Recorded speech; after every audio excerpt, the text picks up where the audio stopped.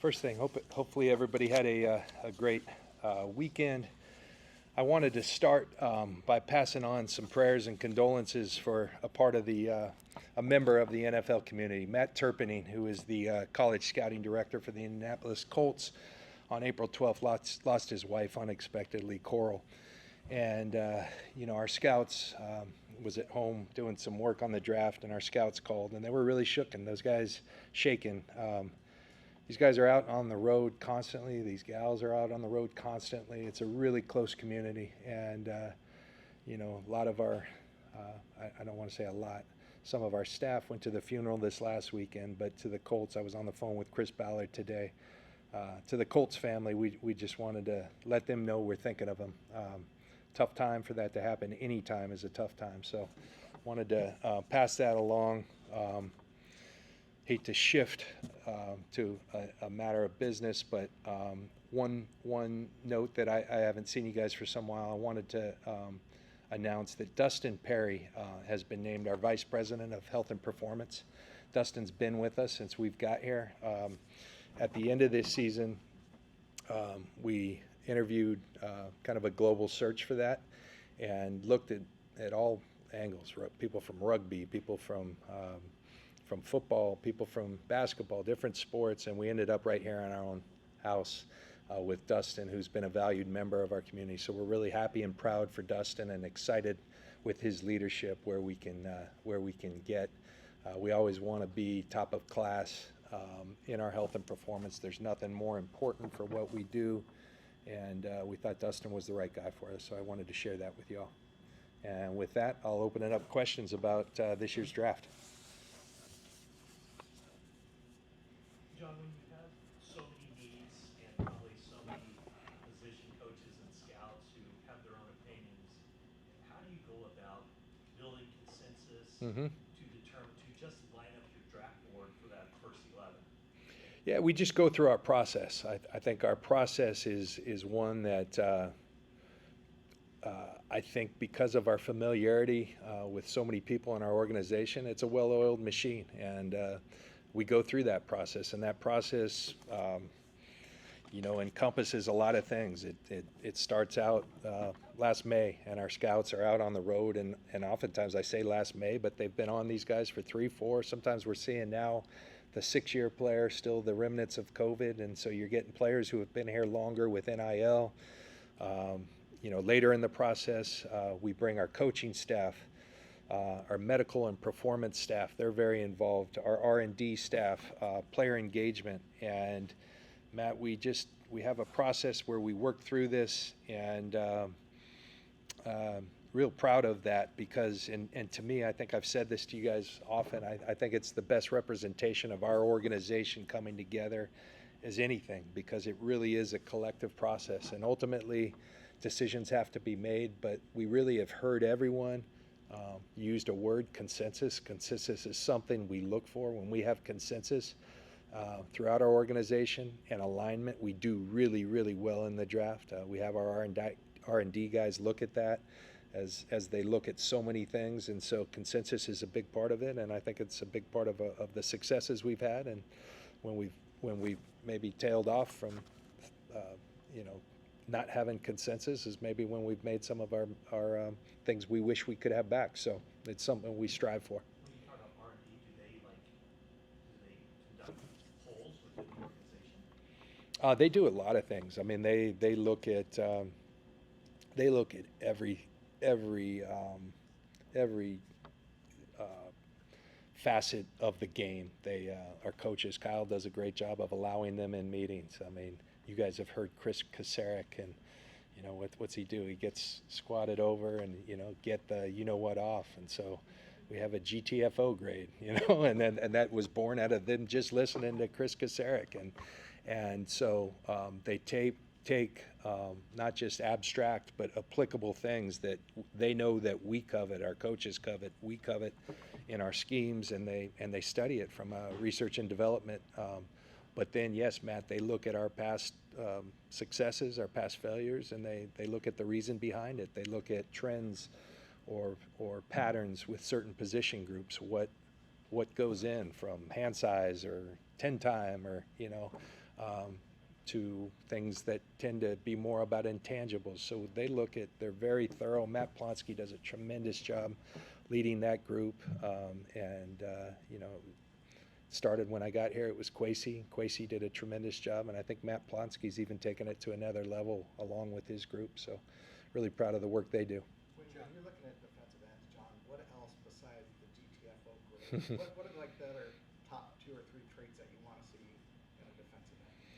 Yeah, so you hear us talk a lot about setting edges. You got to have the ability to set a firm edge. When we're playing that wide 9 technique, setting an edge, there's space, and so you have to be able to take that space away that is initially there, and so that's something we covet. And then obviously you take a look at can they put pressure, much like a wide receiver who can put pressure on a corner by coming at him first and foremost and threatening him with power and or speed. Very similar with an edge player is that they can threaten, and that gets a tackle or any player on their heels, and then their repertoire that Chris and his group does such a great job with, coming up with a plan for each player that's specific to their game and then specific to their opponent. So we look at all those things, and we have a really good idea of what we're looking for. Kind of a follow-up to that on the defensive line. No secret what your needs there, but when you're trying to evaluate, production versus measurables Mhm. of all the athletic ability, Yeah.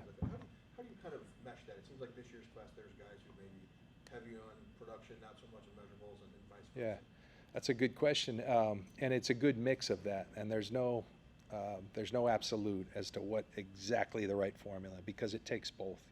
You want to see skills that translate to what we do, but you also want to see that they've done it at a high level, or at least that there's evidence that they can do it. We believe if put in our system that they can translate. I think you end up struggling though when you project too much, because these guys have had ample time, and there's always circumstances and context that you take into account as to maybe why this guy's so talented but he's never had the production. At some point the production doesn't lie. So it's a good mix of those things, and I think the process kind of takes care of that. With it being the tail end of COVID and a lot of these guys with NIL having to kind of manage themselves from a business perspective, are you seeing kind of more maturity from this class and maybe the last class in past? Well, you hope it's maturity. I can't say that all the time. I think the one thing, Tracy, if you're looking at it, I always like looking at things optimistically. And, I do think, I've talked to a number of college coaches, maybe one advantage, if you're looking, you can say, you know what, NIL, this is awful for football. And I think one positive, we get to see how guys respond to having some resources, and can they handle that? Are they, and then there's an added bonus that, typically I think we've all experienced. You got to make some mistakes with finances and things of those natures, the inherent pressures. And so we get to see a couple years in, how do they respond to having some money? Some guys can't handle it. Some guys handle it extremely well. And so I do think if you're looking at it from an optimistic standpoint, that there is some positive things that can come of that. Last year, everybody you drafted except for Renardo Green had transferred to another school, and it turned out that you were able to see how these guys could adjust to a new system, and maybe that helped. Are you seeing a ton more guys that in the draft this year that are the same thing? Do you think it'll happen again? There aren't many who haven't. I tell the story often that when I came here in 17 in our first draft meetings, and the ones I had done with the Broncos before, I used to stop the meeting and say, hold on, why did he transfer? What's wrong with him? Let's look deeper into this. And now it's the rarity when a guy, hey, this guy's been at one school for 5 years, and like, what's wrong with him? Nothing's wrong with him. So there is a different dynamic. The one thing you can't let, like your old school views, like, man, this guy's transferred everywhere he's been. That's kind of the way of the world right now. And I think you look into the reasons why, because that might tell you part of the story and the makeup as to who this kid is. And then I think at other times you appreciate this guy could have transferred. He had a lot of smaller school guys that had a lot of opportunity, but they stayed loyal to that school. Or sometimes that makes you think, man, was he afraid of playing at a higher? So there's so many different ways you can go down it, but you try to identify, okay, And then I think you certainly don't penalize them for that, because then you'd be penalizing most of the players in this draft. John, the way the roster is set up, you probably need to find multiple starters, especially on defense. Last year was clearly a good example of that, but why do you believe that you can repeat that same Yeah. I'd tell you that I think generally people probably create narratives that fit to their needs for how this draft plays out. I don't think we do. I do think the hallmark of this draft, I was talking with some of our guys before I came down, I like the depth of this draft. I like that there's a lot of quality starters throughout this draft, and I think it runs deep into day 2 and even into day 3. I think with our process and knowing what we like and knowing that really well, who we are and who we want to be, I think there's a lot of starters in this draft. You could argue that maybe the high end in the front isn't as deep as it might have been in other years, but I think the quality depth that runs deep into this draft is a strength of this draft, and that's exciting for where we're at. Adam Schefter reported yesterday that you've been in contact with teams about potentially trading down. Is that true? Is that something you'd be interested in? Yeah, I had a good friend call me a couple weeks ago and said, "Hey, we're in the top 6, and I'm hearing you're calling everyone in the top 6, and you haven't called me." And I said to that person, "I've known you for 30 years. You think if you're in the top 6 and I was truly doing that, I would have called you?" Okay. So, but I think generally, Grant, this time of year, you're kind of calling just because a draft breaks out and you never know what's going to happen. You want to have done your work so that hey, if we do want to go back, there's this opportunity. So you do kind of just go down the line and said, "Hey, not sure what we're going to do. If our guys are there, we'll probably stay put. But would you have an appetite to come up? That's good to know." So Do you have a guy in mind for 11, like right now? we've got a few guys. Yeah. John, with the uncertainty of like what the first 10 picks are, do you see that this is more uncertain this year than it has been historically, just because of what teams which direction they may go? I think when you're drafting 32, there's even more. So I think each step that you're back further, there's more variables that are involved there. So I think it's just you do your work, you grade every player, you have a lot of conversations at the highest level, Kyle and myself, Jed even, as to here's what we want to come out of this draft with. Our coordinators, and then you take it to the whole group. And we rely a lot on our scouts. Tomorrow we'll get in there, and our scouts will we call it table talk. They stand on the table and they say, "This is the 3 guys I'm most convicted about in this draft at any kind of for the value." And so it never stops. It will go right down to the pick. I mean, we'll have a pretty good idea. We'll have it ranked as to, okay, if this guy's here, we're going here. If this guy's not here, we're going here. Or, it makes it really fun, and you got to think on your feet, and I really enjoy it. So it's one of the things I enjoy most about this job. Do you feel like it's a new era where you see more coaches and GMs communicating and collaborating more? It seems like kind of old school, there were GMs that made the decision and didn't matter what the coach wanted. Do you feel like it's an evolution? I don't know. I think it's what we've always done, and I like it. I always tell our scouts, I always tell our coaches, I was a byproduct. I ended up having a decent career and ended up being able to, play 15 years. But for the first 2 years, I struggled to get on the field. And I didn't know at the time, and I take some full accountability for, not being good enough at that time. But I was thinking to myself, I left a baseball opportunity to go to the worst organization in football, and I can't get on the field. What's wrong with me? and it turns out, I find out about 5 years in that the defensive coordinator, who's a good man and a really good coach, Floyd Peters, he didn't want me.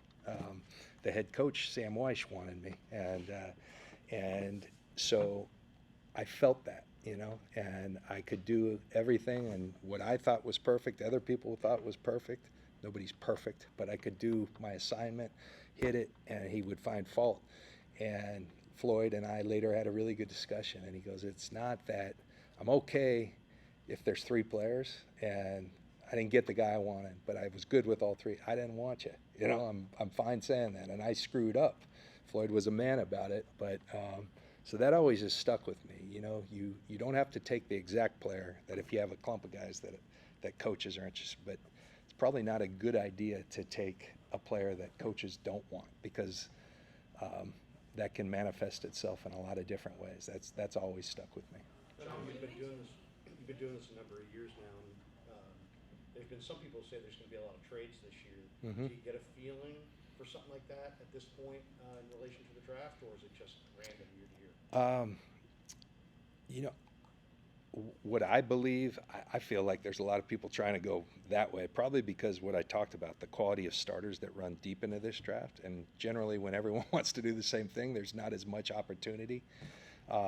So I think early in the draft, that's what I feel. A lot of people are going to end up staying put because everyone's trying to do the same thing.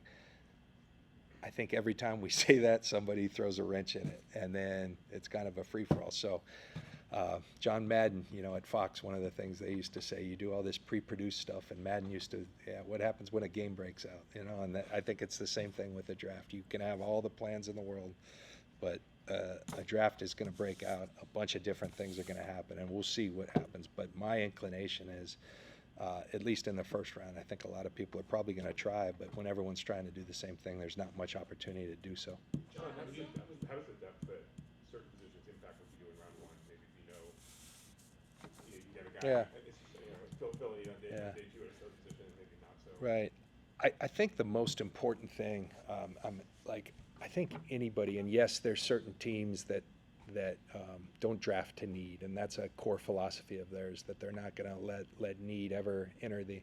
I think they believe that, but they're not always doing that. You have to address your roster at some point, but I do know that especially in the first round, we have a relatively high pick. You can't go wrong picking a quality player, and if that isn't like a glaring need on your team, that's all right, because this guy, this player is going to end up playing for you and contributing and hopefully moving the needle. And so I think you have to, it's a fine balance between drafting towards need, especially when you're drafting up high. I think you got to be cognizant that you can't go wrong taking really good quality players.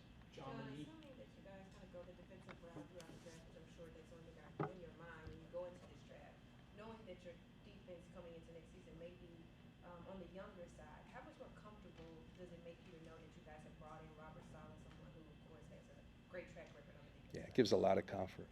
Robert's a really good football coach, and I think has a lot more experience, now than when we last left him. And so it's been really fun being in the draft meetings, and Robert, and also hearing how Robert's evolved. It's not the same as when he left, and that's what good coaches do. They constantly evolve, and hearing what he wants in certain positions and articulating it. It's very clear with Robert, and that's always a good thing for someone like me and our scouts and our front office is, we really try as an organization to make people be able to verbalize very clearly what they're looking for at each position. And Robert and his staff, they're very clear with what they want, with what they need, with what they aspire to be, and that's very helpful. Is Trent Williams here for OTAs? Have you talked to him recently about his mindset and his ankle? Yeah, Trent is here, and I don't want to go down that road of saying who's here, who's not. It's a voluntary time. I can tell you we're really thrilled. Almost our entire team's here, almost every player, and we're excited about that. I think we need that. We need that togetherness. We need that shared sacrifice. Having said that, we got a lot of great players and great people that have intrinsic motivation, and whether they're here or not, they're going to be working, and we trust that, we believe in that. So, but it's always nice to have you guys here, and Trent's doing really well. John, when you drafted Brock a couple years ago, could you ever imagine going from last pick to now, working on extension as the face of your franchise and a quarterback you hope to have for the next 10 plus years? Oh, I knew it. I mean, we wanted him early, and we just said, let's just wait to the end and drag this thing on a little. No. I wish we did know that we liked the player, and I've told you the people, there's a lot of people who deserve a lot of credit for those successes. One no longer working with us, Brian Greasy, was very involved with that. Steve Slowick, I've talked about him numerous times, but there's a great example of the process working.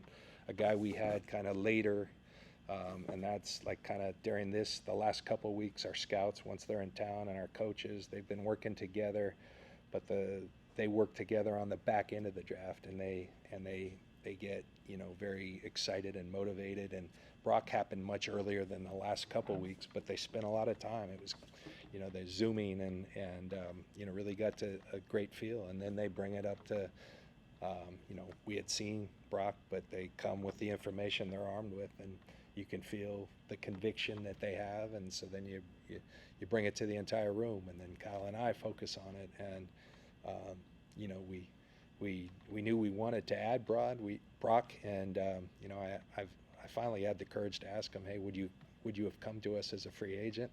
And he kind of plays with me on that one, so I still don't know. I'm glad we didn't take it to chance, and you know, we made him the last pick of the draft, and it's served us well. What does it signal to you, John, that Brock is here and that all the contract stuff that's still ongoing? Just that's Brock. You know, he's a pro, and he's you know, Brock's got he's a very clear-minded and not going to let other people influence like what he should be doing, and it's one thing everybody I think respects about Brock.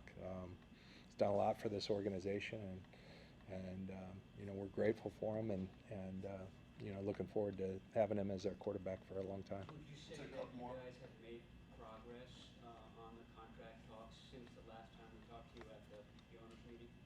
I think there's been some substantive talks that have this thing going in a good direction, and I'll leave it at that. But yeah. John, he is your starting quarterback, and some players have inside personnel, some don't.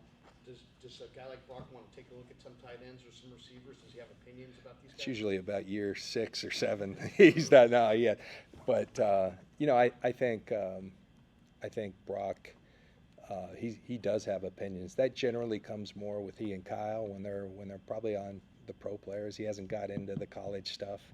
I know he's very high on Iowa State guys, and there's a few good ones this year. They do a great job. What a program! I mean, they just find a bunch of 3 stars. They don't really go after you know, and Matt Campbell and those guys do a tremendous job. So, you know what you get when you get an Iowa State player. Brock has shown us that, and there's some other guys in this draft that kind of are representative of that. Do you also feel that things are headed in a good direction with George, and do you expect him to be here for the 11-on-11 OTA portion of the offseason? We'll see on that. You know, these things are voluntary right now, but you know, again, with that, we've had good communication, good talks, and we'll see where that goes. John, is the last one. There was a story in which Devontae Adams said he will run many games at the Yeah. made it clear, like, this is our financial situation. Yeah. Was that, I mean, were there other guys, like notable names where you at least like say, hey, we'll have to take our, you know, might as well like take our shot and be realistic about where we are financially and just see what happens? Yeah. Corey made me aware of that quote, and I saw the quote, and it said his agent had told him that. That wasn't me. I've always had a great deal of respect for Devontae. That didn't line up. He's on a division rival. We're going to have our work cut out covering him and playing against him. He's a really good player. So if there was any disrespect taken, you know, none was intended. I'm sure.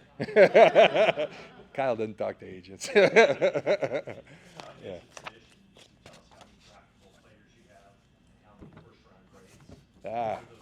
Yeah.